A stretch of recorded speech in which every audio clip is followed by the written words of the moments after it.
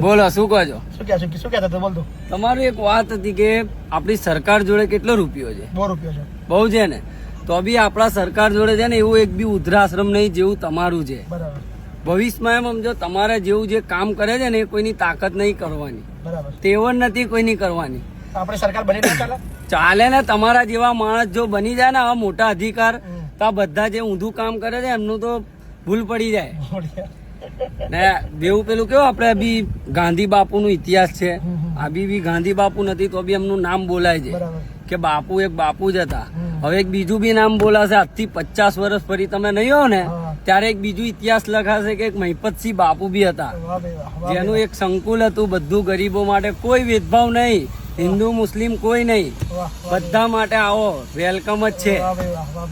એટલે તમારે બહુ ધન્ય છે. તમારા જેવા માણસો હોય ને આ જમાનામાં કોઈ માણસને તકલીફ ના પડે.